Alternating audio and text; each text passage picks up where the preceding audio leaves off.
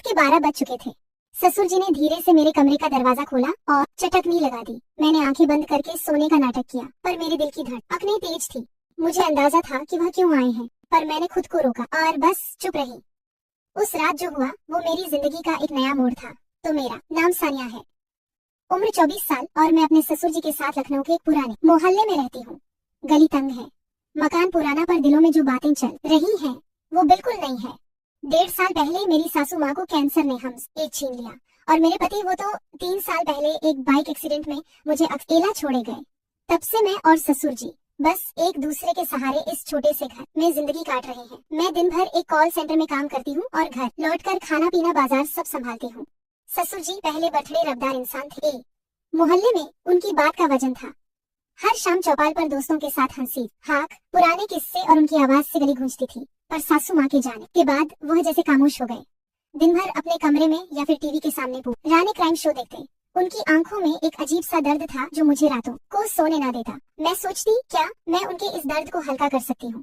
क्या उनकी जिंदगी में फिर से कोई रोशनी ला सकती हूँ? एक रात की बात है, रात के करीब 2 बजे मैं पानी पीने उठी। घर में सन्नाटा, बस बाहर असर पर कुत्तों की आवाज। आज ससुर जी का कमरा ऊपर था और मैं नीचे। तभी ऊपर से कुछ गिरने की आवाज आई। दिल धक से रह गया। क्या हुआ? मैं डरते डरते दबे पांव ऊपर गई। उनका दरवाजा हल्का सा खुला था। मैंने चुपके से झांका। ससुर जी अपने मोबाइल की टॉर्च जला रखी थी। उनके हाथ में मोबाइल था और वो कुछ देख रहे थे।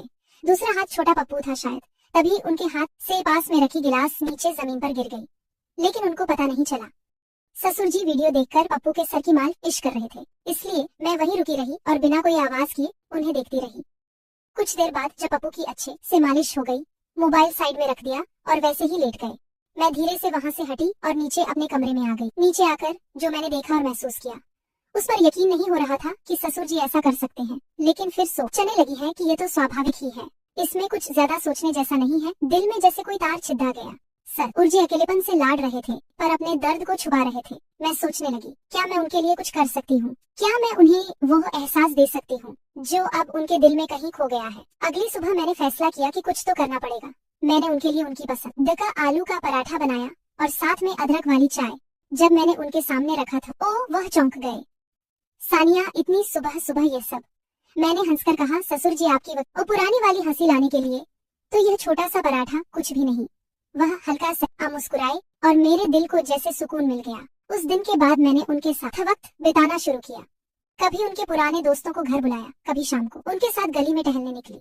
एक दिन जब मैं रात को खाना बना रही थी, उन्होंने अचानक कहा, सानिया तू मेरे लिए बेटी जैसी है, पर तेरा दिल क्या कहता है? तू भी तो अकेली है ना? मैं रुक गई। उनकी बात मेरे दिल को छू गई। मैंने हल्के से कहा, ससुर जी अकेलापन तो हम दोनों का है, शायद हम एक दूसरे के लिए वह कमी पूरी कर सकते हैं। एक शाम मैं कॉल सेंटर से लौटी तो ससुर जी आंगन में कुर्सी डालकर बैठे थे। मैं उनके पास गई और बोली, ससुर जी आप, ओ याद है आप कहा करते थे कि जिंदगी एक नदी है जो बहती रहती है। वो मुझे देखकर बोले, हाँ पर अब तो मेरी नदी सूख सी गई है। मैंने उनका हाथ पकड़ और कहा, तो चलिए हम इस नदी में फिर से पानी भरते हैं। हम दोनों एक दूसरे के लिए वो बारिश बन सकते हैं। उस रात जब घर की बत्तियां बुझ गई, मैंने देखा ससुर जी मेरे कमरे के पास खड़े थे। उनकी आंखों में एक हिचक थी, पर एक अनकही बात थी। मैंने पूछा, ससुर जी सब ठीक? वो चुप रहे, फिर धीरे से बोले, सानिया तूने आज जो कहा वो मेरे दिल में उतर गया। मैं तुझ में अपनी बेटी देखता हूँ, पर शायद कुछ और भी। मेरे दिल की धड़कन तेज हो गई। मैंने हल्के से कहा, ससुर जी हम दोनों ने बहुत कुछ खोया है, पर शायद हम एक दूसरे में वो सुकून ढूंढ सकते हैं जो हमें चाहिए। लोग क्या कहेंगे यह सोचकर तो जिंदगी रुकती नहीं। उन्होंने मेरा हाथ थामा। उनकी हथेली में एक गर्माहट थी जो मेरे दिल तक गई। वो बोले, सानिया यह रास्ता आसान नहीं। मैंने मुस्कुराकर कहा, ससुर जी जो आसान होता है उस समय मजा कहाँ, बस आप मेरे साथ रहें। फिर देखिए कैसे जिंदगी फिर से हंसने लगती है। उस रात हमने प्यार किया, एक दूसरे के साथ बैठकर पुरानी बातें की, सासू माँ के किस्से, मेरे पति की शरारतें और वह पुराने दिन जब घर में हंसी गूंजती थी। पर उस रात कुछ बदल गया। ससुर जी की आंखों में वो खालीपन कम हो गया और मेरा दिल वो भी जैसे हल्का हो गया। अगले दिन जब मैं दफ्तर से लौटी तो ससुर जी ने मेरे लिए मेरी पसंद की कचौड़ी बनाई थी। सानिया आज तुझे कुछ तीखा खाना चाहिए, उन्होंने हंसकर कहा। मैंने जवाब दिया, ससुर जी आपने तो मेरी जिंदगी में पहले ही तड़का डाल दिया। वो एक नई शुरुआत थी, ना कोई नाम ना कोई रिश्ता, बस 2 दिल जो एक दूसरे का सहारा बन गए। बाहर की दुनिया वही थी, लोग, उनकी बातें, उनका शोर, पर हमारे घर में एक नई सुबह थी जहाँ रिश्ते नहीं बस एहसास थे। तो दोस्तों, अगर मेरी कहानी ने तुम्हारे दिल में कुछ हलचल मचाई हो तो चुपके से मत बैठो, एक झक्कास लाइक ठोक दो, सब्सक्राइब करो जैसे मेरे दिल को छू रहा है।